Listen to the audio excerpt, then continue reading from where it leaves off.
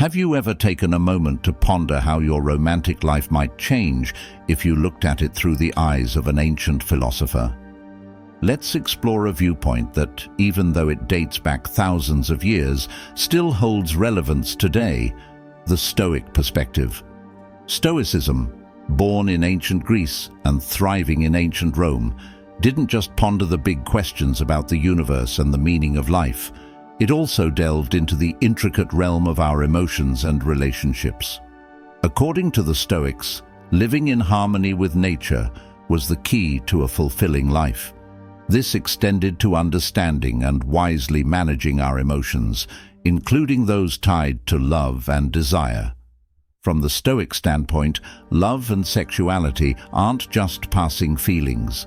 They are opportunities to practice virtue, exercise self-control, and, importantly, acknowledge our common humanity. The Stoics taught us that these aspects of life should be approached with mindfulness, not succumbing to unbridled passion. While love can be a potent and unifying force, the Stoics emphasize the importance of approaching it with awareness and steering clear of unchecked emotions. When it comes to sexuality, the Stoics didn't just view it as a physical act. Instead, they saw it as a way of expressing the natural order with its own purposes and meanings. The important thing to grasp is that by understanding this perspective, we can uncover deeper and more meaningful ways to connect with ourselves and others. Essentially, the Stoics provide us with a way of looking at love and sexuality in a broader context, where self-control, respect, and mutual understanding take center stage. If you've ever found yourself feeling lost or confused about love and relationships, or if you're simply seeking a new and profound outlook, come with me on this journey into the world of love and sexuality as seen by the Stoics. Even though their teachings originated millennia ago, the lessons they impart remain just as relevant today. When delving into Stoicism, one cannot ignore the profound respect this philosophy held for nature. But how does this connect to our sexuality and desires? According to the Stoics, understanding human nature was crucial for leading a virtuous life. They believed that we are born with certain inclinations and desires that, at their core, are neutral. What truly matters is how we respond to and act upon these innate aspects of ourselves. When we discuss desire, especially the kind related to sex, it's essential not to dismiss or view it as inherently bad. It's just a natural part of being human. According to the Stoics, what makes us different is how we choose to act based on these desires. Yet, beyond simply accepting desire as a natural thing, the Stoics took a broader view of sexuality, connecting it to the whole cosmos. In their perspective, everything in the universe follows a certain order set by nature, a continuous flow of causes and effects. Sexuality, in this context, isn't just a physical act or a basic attraction. It's an expression of the natural order. It goes beyond being merely pleasurable or for procreation. It's a manifestation of nature's will for life to keep going. Seeing sexuality in harmony with the universe, the Stoics consider it something beyond the ordinary. It's not just about pleasure or making babies. It's a way to connect with something greater than ourselves, with the rhythm and melody of the cosmos. Thus, when looking at sexuality from a Stoic point of view, it's not just about individual acts or desires, it's about how these elements fit into the larger picture of nature. It serves as a reminder that, fundamentally, we are natural beings, and our desires and actions, even in the realm of sexuality, need to be understood and addressed within that broader context. At the end of the day, our sexuality, like any other aspect of our existence, is an opportunity to live in harmony with the universe and with ourselves. Have you ever heard the term Stoic love? At first glance, it might seem like a contradiction. After all, Stoicism is known for its focus on self-control and detachment, while love is one of the most intense and passionate emotions we can experience. But here is where the beauty of Stoic thinking about love lies. The Stoics, far from renouncing love, invite us to experience it in a deeper and more meaningful way. Seneca, one of the most renowned Stoics, said, "We don't avoid emotions, but we choose which emotions to follow." It is a call not to reject our emotions, but to guide them and give them direction. The central idea here is not to be carried away by uncontrolled passions. Love, when impulsive and unexamined, can lead us to hasty decisions, obsession, or even despair. But when we approach it with Stoic wisdom, we can love deeply without losing our inner peace. This is what is known as love without attachment, loving without expecting anything in return, without trying to possess or control the other, but simply appreciating their presence and valuing the shared moment. And speaking of this, it is impossible not to mention Epictetus, who had some of the deepest reflections on love and desire. One of his most iconic quotes says, "Don't demand that things happen as you wish, but wish that they happen as they do, and you will have a tranquil life." If we apply this to love, Epictetus is telling us that instead of trying to shape the relationship according to our wishes or expectations, we should learn to love and appreciate things as they are, to accept the impermanence of relationships, the possibility that they may change or even end, and still choose to love anyway. Detachment, in the Stoic context, does not mean lack of care or affection.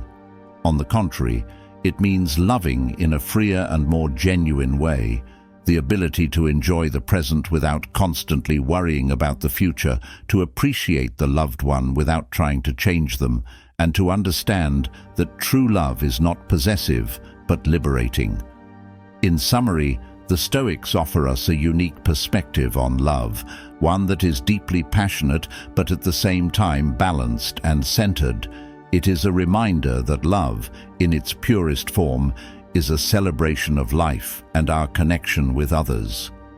And when we experience it from this place of Stoic wisdom and detachment, it becomes one of the most enriching and transformative experiences of our lives.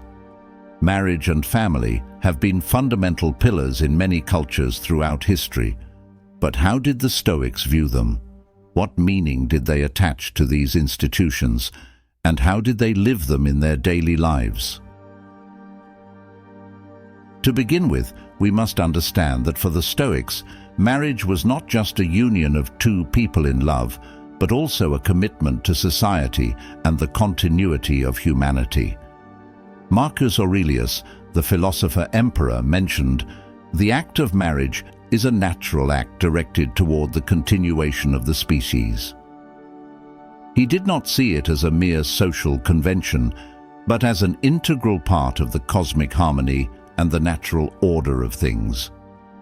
From this perspective, the duties and responsibilities in a marriage were not seen as burdens, but as opportunities for personal growth and contributing to the common good. Fidelity, mutual respect, support, and commitment were fundamental to the Stoics. A successful marital relationship was based on virtue, mutual understanding, and a commitment to working together to achieve a greater good, both for the couple and the community. When it comes to education and children, the Stoics had an equally deep and reflective perspective. They firmly believed that children are not simply small adults, but developing beings who need guidance, love, and, above all, good examples to follow. Seneca said, "Children learn more from what you are than from what you teach." In other words, the behavior and actions of parents are the first life lessons for their children. From this perspective, educating a child was not just about imparting knowledge, but also instilling values, teaching through example, and preparing them to face life with wisdom and resilience. The Stoics advocated for an education that cultivated virtue, self-control, and the ability to face adversity with serenity. In conclusion, the Stoic view of marriage and family is a combination of commitment to nature, society, and oneself. It was not just about fulfilling roles or following conventions, but about living according to principles that enrich the lives of individuals and the community as a whole. It is a vision that, though ancient, continues to have surprising relevance in today's world and offers a refreshing perspective on how to live in relationships and family responsibilities fully. And we must remember the words of Marcus Aurelius, who asserted, "What does not benefit the hive does not benefit the bee." This simple reflection invites us to view love and relationships not only from an individual perspective, but also from a collective one, reminding us that what is good for one should also be good for the other, and vice versa. Seneca, on the other hand, advised us that wherever there is a human being, there is an opportunity for kindness. In the context of love, this reflection invites us to treat our partner with kindness, understanding, and respect at all times, recognizing their humanity and value in our lives. Let's explore how we can put these insights into action in our present relationships by considering some practical ideas rooted in Stoic philosophy. The Stoics, ancient thinkers who believed in personal virtue and maintaining inner tranquility, offer valuable guidance for navigating modern connections. Here are a few straightforward suggestions on incorporating Stoic principles into our everyday interactions. Number 1. Value the present. Seneca, an ancient philosopher, said that life is short, so it's important to enjoy every moment. This advice is especially true when it comes to spending time with your partner. Instead of worrying about the future or having high expectations, focus on being happy together right now. Appreciate the present and the time you have with your loved one. Number 2. Love without attachment. Loving without attachment means caring deeply for someone without expecting them to fulfill specific needs or meet certain conditions. It involves appreciating the person for who they are, allowing them to be themselves, and understanding that love doesn't come with possessiveness or control. It's about supporting and cherishing the other person's individuality while fostering a healthy and mutual connection. This type of love emphasizes freedom, trust, and the joy of sharing experiences without placing restrictions on the other person. Number 3. Self-control. The Stoics, a philosophical school of thought, valued self-control in matters of love. This involves resisting baseless feelings of jealousy, anger, or resentment. Instead, they encouraged cultivating patience and recognizing the imperfections in both yourself and others. By exercising self-control, one can navigate relationships with a clear and rational mind, avoiding impulsive reactions and fostering a more harmonious connection with others. This perspective emphasizes understanding and accepting the flaws inherent in human nature while maintaining composure and emotional balance. Number 4. Cultivate communication. Although the Stoics may not have explicitly discussed communication in relationships, their emphasis on wisdom and mutual understanding aligns with the idea of cultivating effective communication. In relationships, open and honest communication becomes crucial for mutual comprehension. By expressing thoughts and feelings sincerely, individuals can better understand each other and foster a deeper connection. This aligns with the Stoic principles of seeking wisdom and maintaining a rational approach in daily interactions, highlighting the significance of clear communication in building and sustaining meaningful relationships. Number 5. Seek mutual growth. Love, according to Marcus Aurelius and the Stoic perspective, goes beyond the initial excitement. It involves mutual growth and improvement as individuals within a relationship. Seeking what benefits both partners and working towards mutual betterment becomes a significant aspect of love. This aligns with the Stoic philosophy of focusing on what contributes positively to the well-being of both individuals involved.